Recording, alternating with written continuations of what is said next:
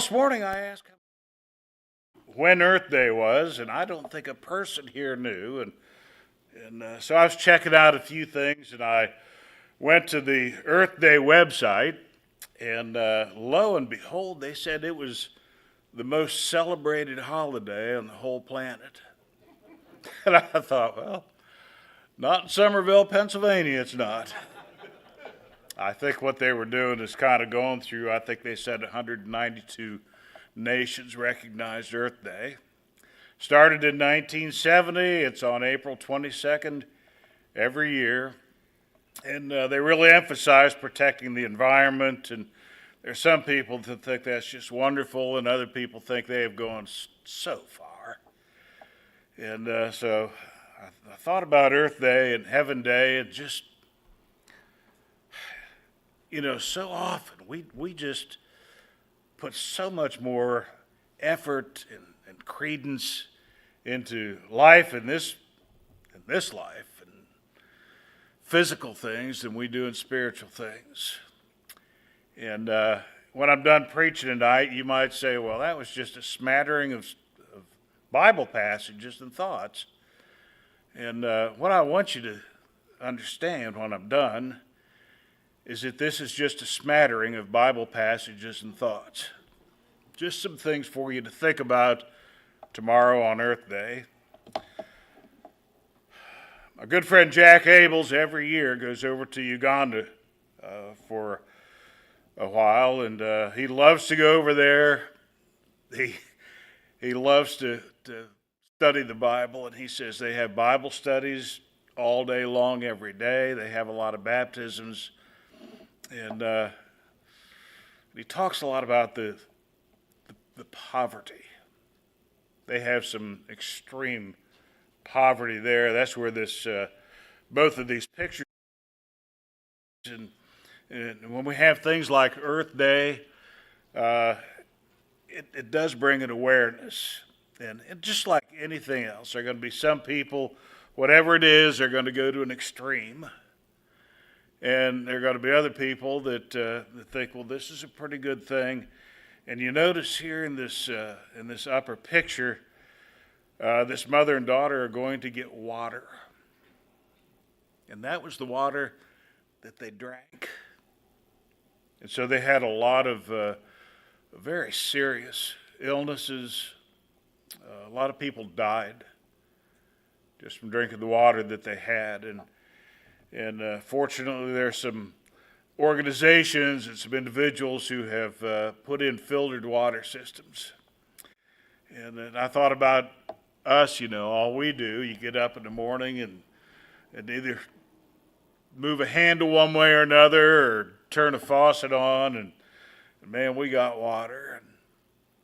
And these people are standing in line and thrilled to get clean water. Really has cut down on their disease and their deaths. I'm from Ashland, Ohio, originally, and that's about maybe 60 miles south or 50 or 60 miles south of the Cuyahoga River. This is a picture of the 1952 river fire. How many of you knew that the Cuyahoga River caught on fire? That's kind of a hard thing to do, isn't it, to catch a river on fire? And it took them a long time to put it out. The last one that they had, the last fire time that the Cuyahoga River caught on fire was 1969. It was just shortly after I got out of high school. And that's not why it didn't catch on fire anymore, but it didn't after that. But up until then, I think the first time that the Cuyahoga River caught on fire was 1868. And there were a total of 13 different times that it caught on fire. And it was just from pollution. Just filth, tires, garbage, and a lot of oil. And so it was hard to get the fire out. They've really cleaned it up a lot since then. Thought this was kind of interesting. Richard Nixon and what was his wife's name? Pat Nixon. They planted a tree on the White House South lawn for the first Earth Day. And so there's some people that really get involved in it, and other people just kind of do things for ceremonial purposes. I want to look at some passages. God does expect us to take care of the earth, and it is important to do that. One of my aunts, this goes back years ago, this would have been before there was ever an Earth Day. She, at the time, I was pretty young, I didn't know what she had, but she had obsessive compulsive disorder. And for example, when she baked chocolate chip cookies, she counted out the chocolate chips in every one, made sure they were all equal. I was telling somebody that one time, and they go, I thought we all did that. We don't all do that. My wife's watching me. I don't know if she can hear me or not, but okay, she can. Well, anyhow, my aunt, no, I was going to say at our house, very seldom do the chocolate chips get to the cookies. They're usually consumed along with the cookie dough before they ever get to the oven. My aunt, in her obsessive compulsive disorder, took 1 gallon milk jugs. I think she might have measured strips on them. She cut out 1-inch strips on the milk jugs, stacked them, and tied them together.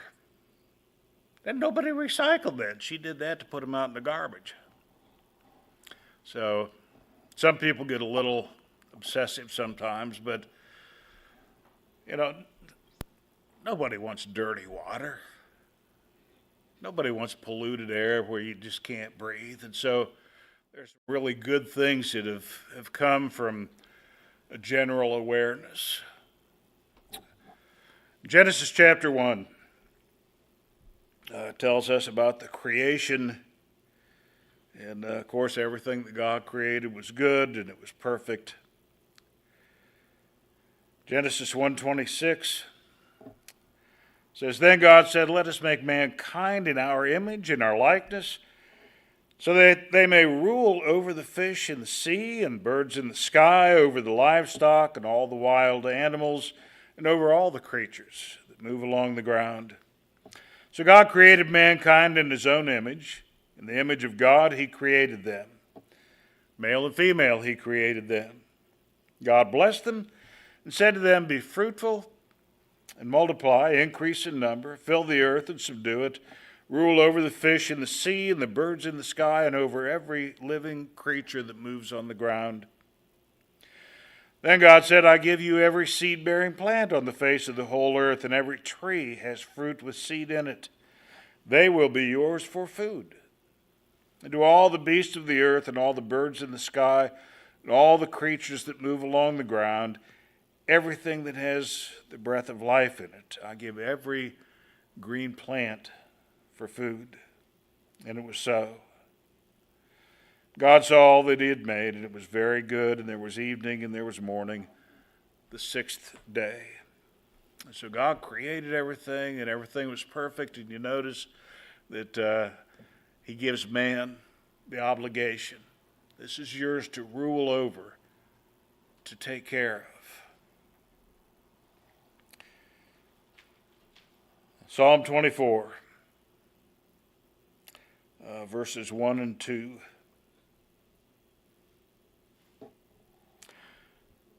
The earth is the Lord's, and everything in it, the world and all who live in it. For he founded it on the seas and established it on the waters. It's important for us to take good care of what God has given us. We had a couple of friends stop over this afternoon, and we visited for a while, and one of the things that they told us about was a dog that they had years ago, and when they got the dog, it was just at death's door.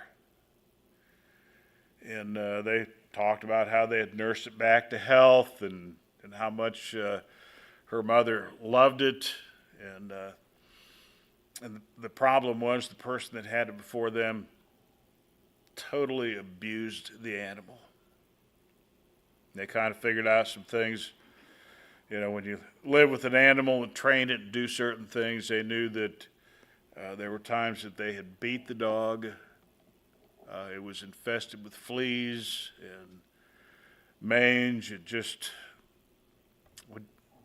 We need to take care of what God's created and what God's given us.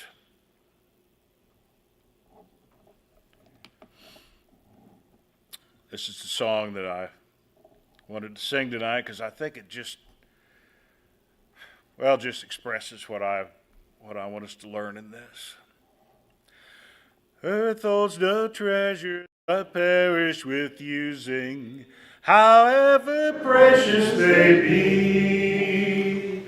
Yet there's a country to which I am going. Heaven holds all to me. Heaven holds all to me. Brighter its glory will be.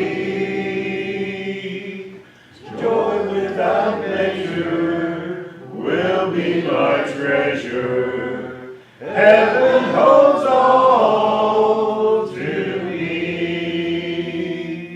Out on the hills of that wonderful country, happy, contented, and free. Loved ones are waiting and watching my coming. Heaven holds all to me. Heaven holds all to me. Brighter its glory will be. Joy without measure will be my treasure. Heaven holds all to me.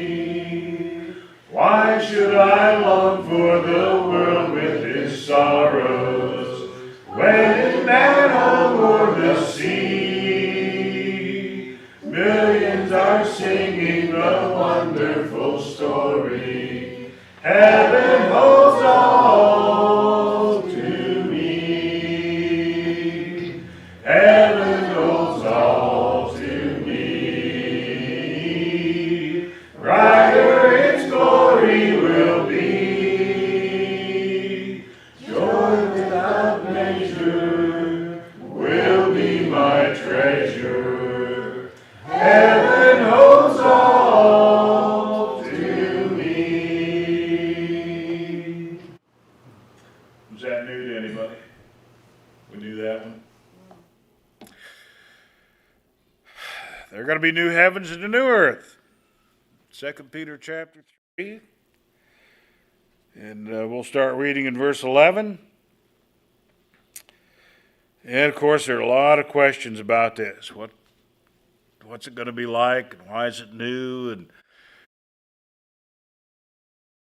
I remember when I was young, hearing about what heaven was going to be like, and I don't know if we never said there was going to be a new earth, or never thought about it, or didn't know enough about it that we wanted our kids to ask questions or what, but it wasn't a major teaching where I went to church. Since everything will be destroyed in this way, what kind of people ought you to be? And of course, he already has talked about how everything's going to be burned up, and knowing that it's going to be destroyed that way, and everything in the flesh, whatever's here, isn't going to be here one day. And since we know that, he asks this really pertinent question: what kind of a life ought you to live? What do we think about? Where do we put our talents? Where do we put our time? Where do we put our cash? You ought to live holy and godly lives as you look forward to the day of God and speed its coming. That day will bring about the destruction of the heavens by fire, and the elements will melt in the heat. But in keeping with his promise, we are looking forward to a new heaven and a new earth where righteousness dwells. So there's our answer of what it's like. Going to be righteous. Won't be any sin, won't be any evil. Everything's going to be righteousness. We have eternal things to tend to. 1 Timothy 4:8. What's it talk about? I'll give you a clue. Bodily exercise does what? Profits little, but godliness. Where do we spend our time? What do we do?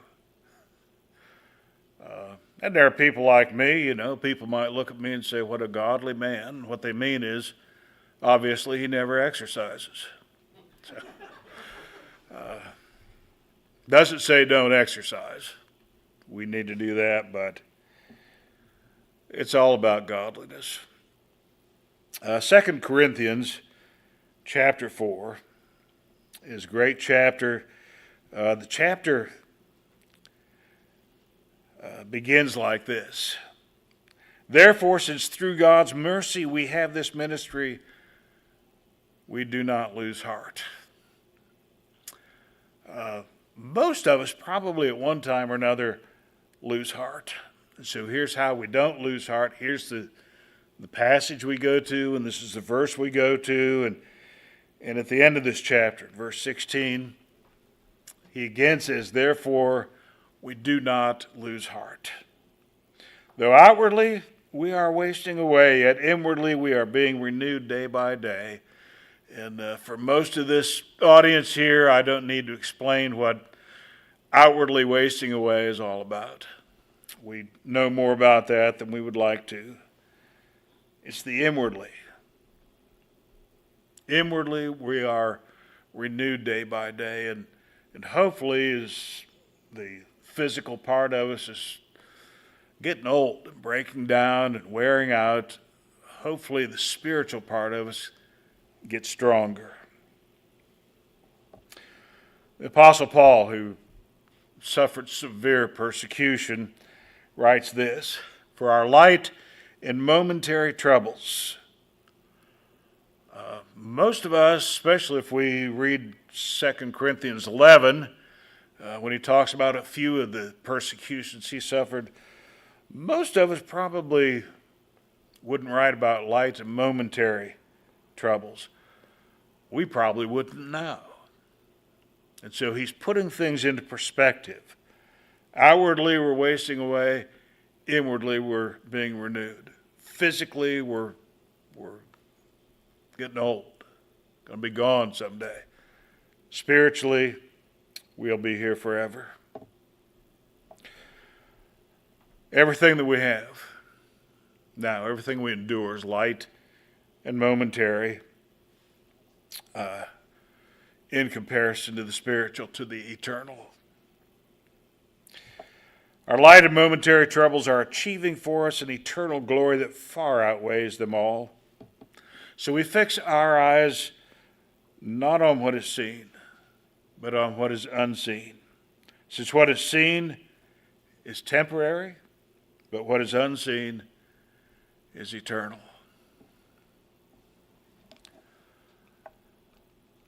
Earth Day and Heaven Day.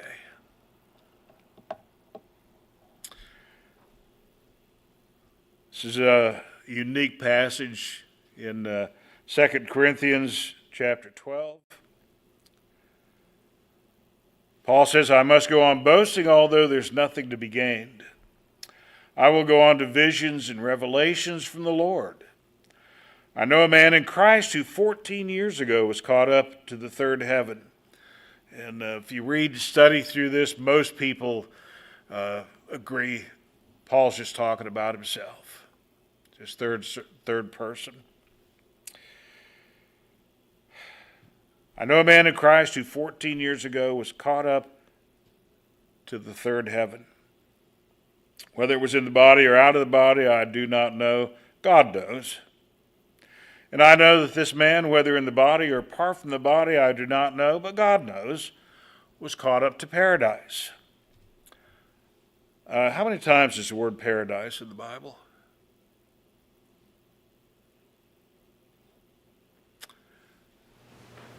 close. You're really close. Yes, Anna got it 3 times. Did you know that? Just knew your dad was close with 2. Yeah, this is one of the 3 times. One of the other times is in Revelation chapter 2, the letters to the 7 churches. And when's the 3rd time that we read about paradise? Ronnie? Christ is on the cross, and the one thief says that he understands that he should die for his crimes, and that Christ should not. And Christ said to him, "Verily, you shall be with me in paradise." Yes. Thief on the cross, today you'll be with me in paradise. You heard inexpressible things, things that no one is permitted to tell. I will boast about a man like that, but I will not boast about myself except about my weaknesses.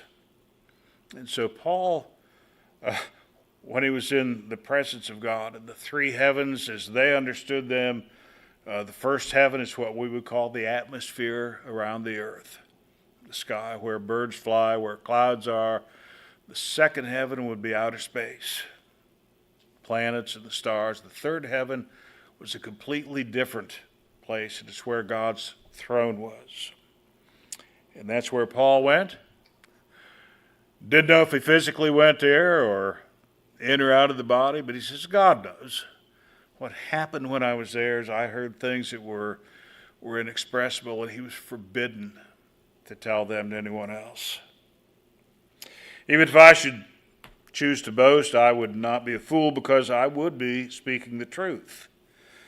But I refrain so no one will think more of me than is warranted by what I do or say, or because of these surpassingly great revelations. And sometimes people think, well, why did God take him to the third heaven, to his throne, whether it was in or out of the body? Why did God take him there and tell him things that he wasn't allowed to tell anybody else? Well, because Paul needed that. The same reason that Jesus took Peter and James and John with him to the Mount of Transfiguration, and then to see Jairus' daughter raised from the dead, into the Garden of Gethsemane to pray with Jesus.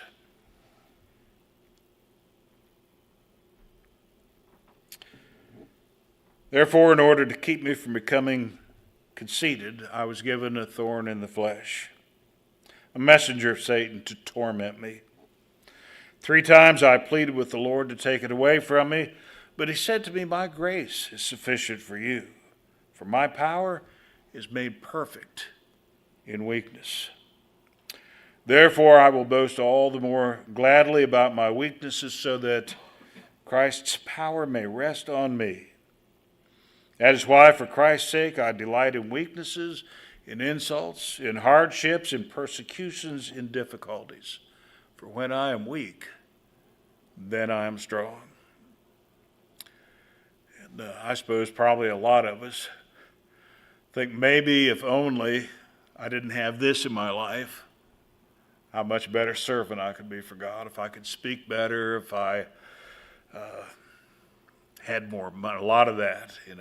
I hear people quite often, and I can't say I've never thought of it myself, if I won the big lottery, the Powerball, what I could do for the Lord with that money.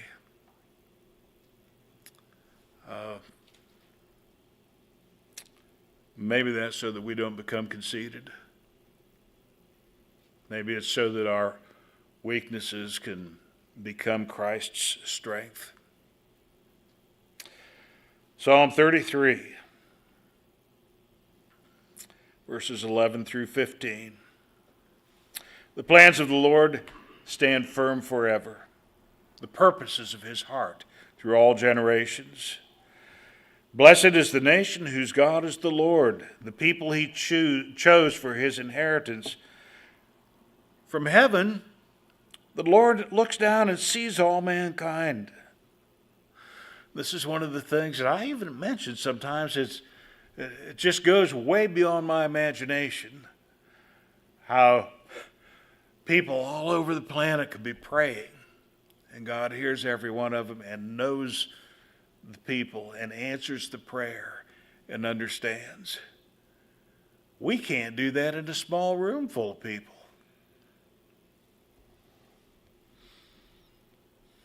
We serve an awesome God.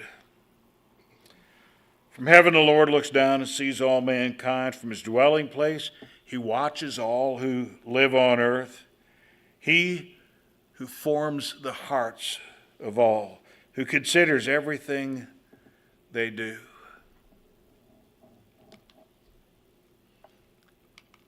Heaven, the throne room of God. Today's the day of salvation. It's not just one day a year, and even though Earth Day's April 22nd every year, it's one day a year. Hopefully we take care of what God's given us, at least to some degree, throughout the year. What about our day of salvation? What about the time and effort that we put into heavenly things? Matthew chapter 6, of course, is Jesus' Sermon on the Mount, and we know this passage pretty well. Verse 19, he talks about storing up treasures in heaven. Do not store up for yourselves treasures on earth, where moths and vermin destroy and where thieves break in and steal. But store up for yourselves treasures in heaven, where moths and vermin do not destroy and where thieves do not break in and steal. For where your treasure is, there your heart will be also. One of my good friends loves to camp. And he's always looking for new camping gear and outdoor gear and getting a little older, so he likes to have an air mattress to sleep on. He was telling me one year, he says, I found the perfect air mattress. It's kind of thick rubber and it's just the right size. And he says, I just love that thing. And he went out to get it the following spring, and the rats chewed holes in it. And I thought about this passage. These things in this life just don't last forever. Nothing does. How do I invest in heaven? I want to close with this passage, Colossians chapter 3. And it really has to do with our recognition of God. How do we view God? And that really determines how we're going to live and how we're going to live for God. Slaves, obey your earthly masters in everything, and do it not only when their eye is on you and to curry their favor, but with sincerity of heart and reverence for the Lord. Whatever you do, work at it with all your heart, as working for the Lord, not your human masters, since you know that you will receive an inheritance. This is our treasure in heaven that we lay up. It's because when we work, when we interact with other people, whatever we do, he says, we do it with all our heart as if it was for the Lord, because it is. He's our master. How do we invest in heaven? How do we lay up treasures in heaven? It is the Lord Christ you're serving. Anyone who does wrong will be repaid for their wrongs. There's no favoritism. Tomorrow is Earth Day. Today's Heaven Day. And tomorrow's Heaven Day. And Tuesday's Heaven Day. And every day we invest in heaven. Eternal. I was texting with one of my good friends early this morning, and he was talking about earthly kingdoms. He says, any kingdom that's formed of men is destined to failure. And he says, and our nation is. I said, it is. There's one unshakable kingdom. And that's where we invest. And that's what Heaven Day is about. At this time, if anyone would like to respond to the gospel, if we can assist you in any way, we invite you to come forward and make your wishes known as we stand and sing.